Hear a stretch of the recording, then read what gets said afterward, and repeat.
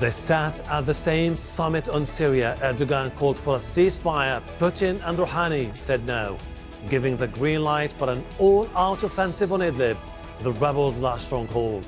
So what plans do Russia, Iran and Turkey have for Syria's future? This is Inside Story.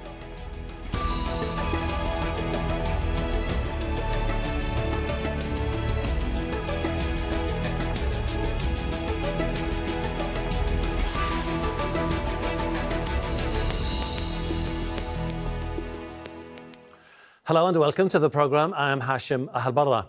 3 million people are trapped in the Syrian province of Idlib. It's the last remaining rebel stronghold and likely to be the scene of a major military offensive.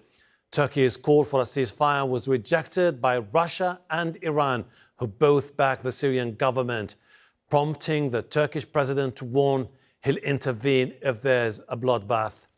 The three leaders, Recep Tayyip Erdogan, Vladimir Putin and Hassan Rouhani, met for trilateral talks in Tehran on Friday, but couldn't reach agreement. The UN has warned of a humanitarian disaster if Syria and Russian forces push ahead with a full-scale assault on Idlib.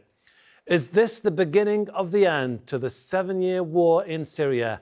And if so, at what cost? We'll be speaking to our guests in a moment, but first, Zain Basrawi has this report from Tehran. Three leaders of modern nations born from ancient empires. Around a table in Tehran, they planned the future of a country whose leader was not in the room. As the presidents of Russia and Iran patted themselves on the back for a job well done keeping Syrian President Bashar al-Assad in power, Turkey's leader reminded them that the mission was far from accomplished. We do not want a bloodbath in Idlib, and we expect you to support us in this regard. A decision which we reach in relation to the fate of Idlib will also shape the future of the region. Much of the Tehran summit was spent talking about the future of Idlib, the Syrian city and province where armed groups and opposition rebels are preparing to make their last stand against Syrian government forces and Russian warplanes.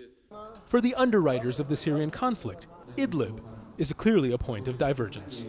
Iran and Russia see it in national security terms. The Syrian government needs to regain control of the city to combat what it calls terrorism, as well as asserting national integrity. Turkey, already home to 3.5 million Syrian refugees, sees Idlib in humanitarian terms. President Recep Tayyip Erdogan said the majority of men, women and children there are not fighters and have suffered enough, and that Turks can't cope with millions more fleeing Idlib. Iran's president acknowledged that the vast majority of people in Idlib are civilians. Idlib is sensitive because terrorists use civilian people as human shields. They hide themselves among people to continue their shameful lives. We should try to separate terrorists from people, fight terrorists, and protect civilians in this area. But if Iran's leader held the middle ground, Russian President Vladimir Putin, whose military involvement turned the war in Assad's favor, has a different view. If armed groups are willing to use civilians as human shields, he said, what happens next is their fault. Terrorists do the same thing everywhere, all the time. They use human shields. The Russian military always tries to spare civilian lives. Soon after the Tehran summit ended, the United Nations peace envoy for Syria warned the Security Council that any battle for Idlib would be horrific and that the time has come to evacuate the city. Throughout the day, leaders in Tehran discussed a future Syria, free from terrorists, with new buildings, a new constitution, and even elections, while leaders in New York were left to weigh the potentially disastrous consequences of what seems like the inevitable battle for Idlib. Zain Basrawi, Al Jazeera, Tehran. The US ambassador to the United Nations, Nikki Haley, said an assault on the Syrian city of Idlib would be a reckless escalation and warned against the use of chemical weapons in the country. An Assad regime offensive on Idlib would be a reckless escalation even if chemical weapons were not used. It is up to Russia to keep this from happening. In the meantime, the Russian Federation has recently been building up its naval forces off the coast of Syria, signaling that Moscow is pre-positioning itself to once more abet the murder and mayhem of the Assad regime.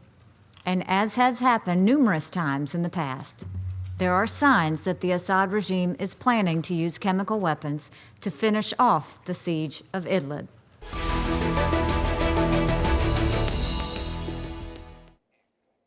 Let's introduce our panel. Joining us in Moscow, Alexei Klebnikov, the Middle East expert at the Russian International Affairs Council.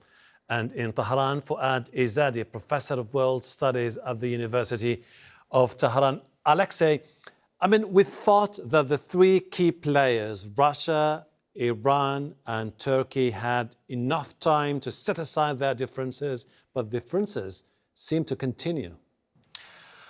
Well, in the first place, we shouldn't expect that all three should agree on everything, and it's the bottom line that all three has certain differences on Syria. And as far as this summit concerned, the major disagreements and the major discussion was held between Turkey and Russia. As we saw, that was quite a open discussion between Erdogan and Putin when Erdogan called Russia to agree on a ceasefire in Idlib, where Putin reasoned Erdogan by saying that, terrorists are not present here in the summit, so they cannot give their word for that. So basically, the countries currently agreed to postpone any major large-scale offensive on Idlib, which actually plays in hand to both Russia and Turkey. Fuad, the Russians and the Iranians seem to be on the same page, which is basically, let's go ahead and let's trounce the rebels in Idlib. Turkey, on the other hand, says, let's give diplomacy a final chance. Do you think that there's still a wiggle room for all the parties to set aside those differences about how to move forward about Idlib? Yes, I think there's a chance for all parties to agree. There are a couple of principles that I think most of the parties involved agree on. One, the first principle is that we need to have an end to the Syrian civil war. You cannot have the civil war continue forever. It's been 7 years of death and destruction. The sooner Idlib is freed from terrorist organizations, the sooner you can have peace in Syria. And the people of Syria are very much in need of peace. The second point is the humanitarian situation in Idlib. You don't want to have a situation where civilians are killed. Mr. de Mistura, the special representative of the United Nations to Syria, had an interesting solution yesterday when he spoke at the United Nations. And that was separating the terrorist organizations from the population. In fact, he called for a campaign by the general public that lives in Idlib to force terrorist organizations out of the cities. This could be an interesting solution. Okay. And I think the third issue that we have to worry about is Syria's territorial integrity. And if countries and parties to this conflict can agree on these three principles, I think a lot of problems will be resolved. Okay. Alexei, we don't know what might happen tomorrow because there are no strong guarantees that all the parties will agree about how to end the war in Syria. So let's talk about all the possible scenarios. Scenario number one, no political agreement, a military campaign in Idlib. Isn't this something that is likely to further deepen the political situation in Syria? Well, it's a quite complicated situation, and it's a good question to ask whether Idlib will help to facilitate the political process. On one hand, of course, and this is one of the major reasons behind Russia's agreement with Turkey to postpone the offensive, because currently Russia needs Turkey on board in Syria to kind of transfer military gains into gains in the political track. So without Turkey, it will be very hard to bear the fruit of all previous efforts. On the other hand, situation in Idlib is seen by the majority of experts, especially in the West, as kind of a turning point. But actually, if we look at Idlib from the perspective of a long-term Syria reconstruction or restoration, Idlib is not that important in the long term. It's important from a logistical point of view because it connects highways from Aleppo to coastal areas, and then also towards Homs and Hamma.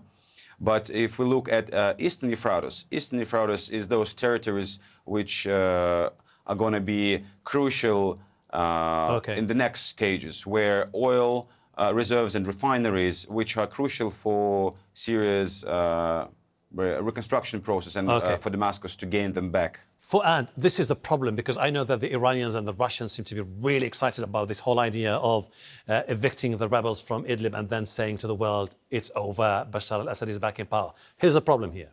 We've seen that happen in Aleppo in 2016. We've seen that happen in different places, particularly the outskirts of the capital, Damascus. It was a disaster by phenomenal proportions. The international community said that will not happen again in Syria, and particularly when it comes to Idlib. Do you think that the Iranians will definitely go ahead, despite the concerns voiced by the international community? You know, if by international community you mean the United States and its allies, they are going to be unhappy. They lost the war in Syria. They financed terrorist organizations. They basically paid anybody in Syria that was willing to fight the Syrian government. And the sooner they realize they have lost the war, the better it's going to be for the Syrian people. Syria cannot continue with its current situation. You cannot have 10,000, 20,000 members of terrorist organizations occupying a province of a country. US would not tolerate that. Qatar would not tolerate that. Russia would not tolerate that. Iran will not tolerate that. Syria would not tolerate that. And Jabhat al-Nusra is on the list of terrorist organizations that is produced by the US State Department.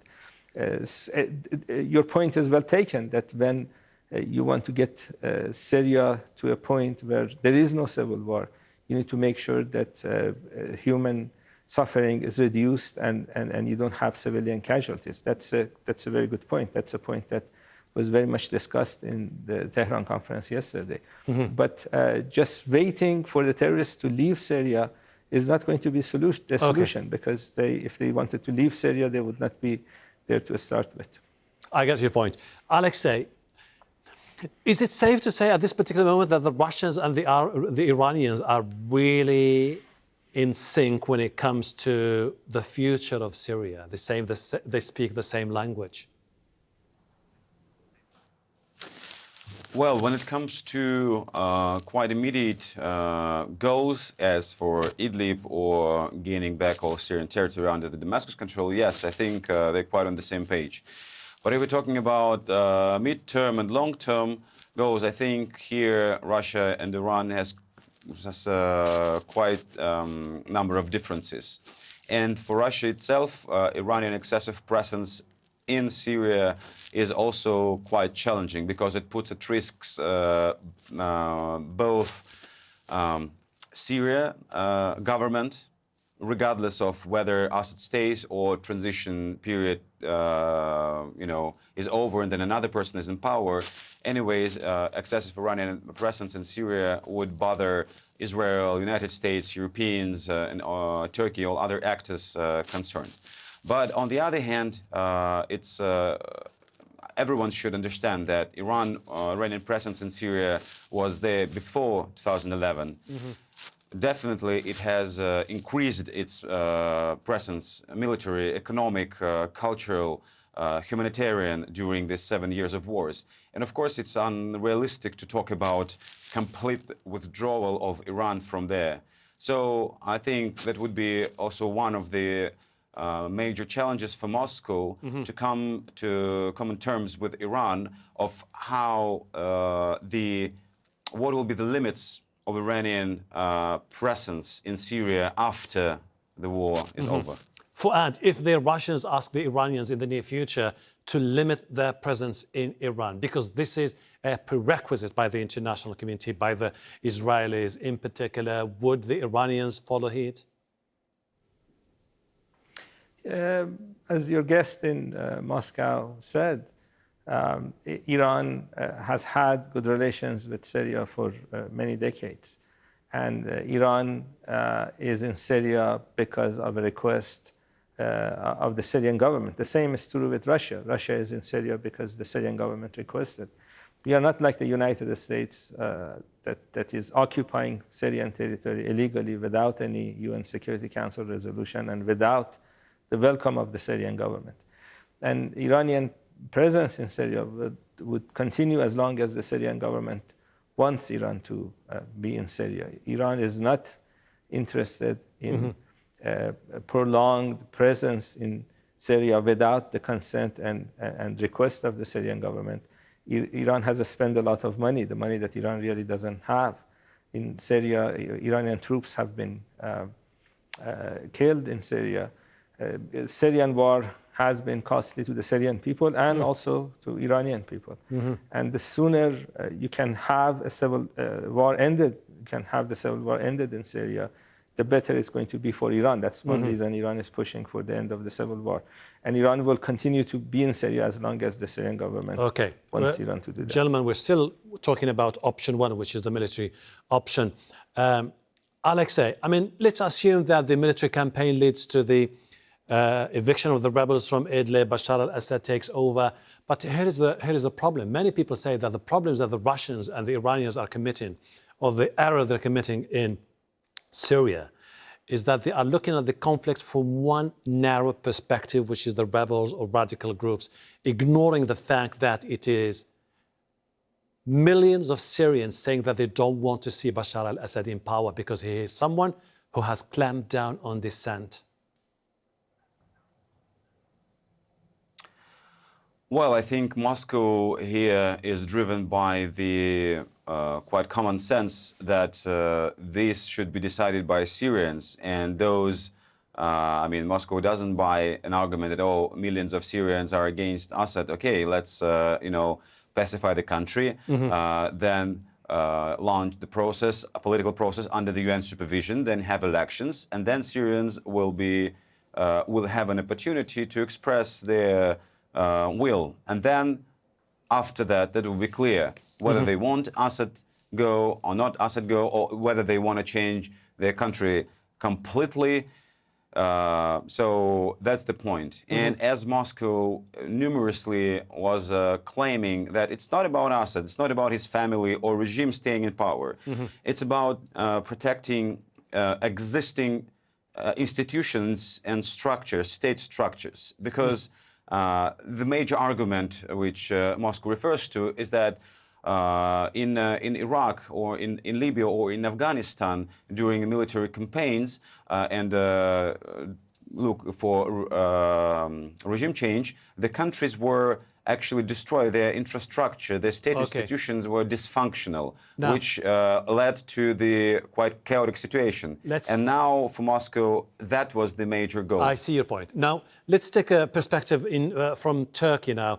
We are now being joined by Galip Dalay, who is a research director at Sharq Forum. Galip, we were talking about basically all the different scenarios and all the different possibilities. Possibility number one, political talks collapse, military campaign, Russians, the Iranians help Bashar al-Assad take over. What would be the reaction of Turkey if the military campaign starts in Idlib? Well, I think anything is on the table. I mean, yesterday the President Erdogan has tweeted in which, like, you know, it clearly stated that if a catastrophe happens in Syria as a result of a large-scale military campaign, Turkey will not be will not remain on the sidelines. So therefore, like, you know, if something of that magnitude happens, that means millions of people from Syria will be moving towards the Turkish border, and this is, you know, posing both a grave humanitarian catastrophe and a great security. But what the reason why I'm asking you that particular question is that at this moment, what kind of leverage does Turkey still have in the northern part of Syria? Can we see them, for example, interfering militarily in the case of a military campaign, or providing weapons to the rebels? What are the options that might happen there?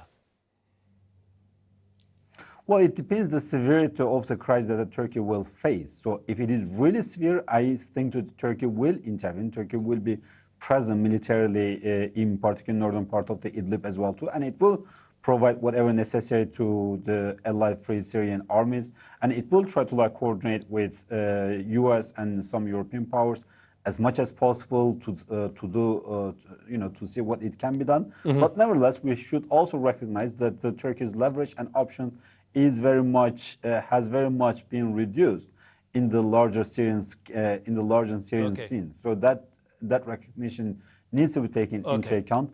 But if we see like a large-scale catastrophe, I think that many things then can be on the table. Fuad, I mean, option two, the parties decide to set aside their differences and agree on a ceasefire in Idlib and launching a political process. When we talk about a political process, here's the problem. Many say that it should also bring into consideration the need to implement genuine democracy in Syria. By genuine democracy, they mean Assad should go because he's responsible for the destruction and the death of hundreds of thousands of people. Is this something that the Iranians could consider?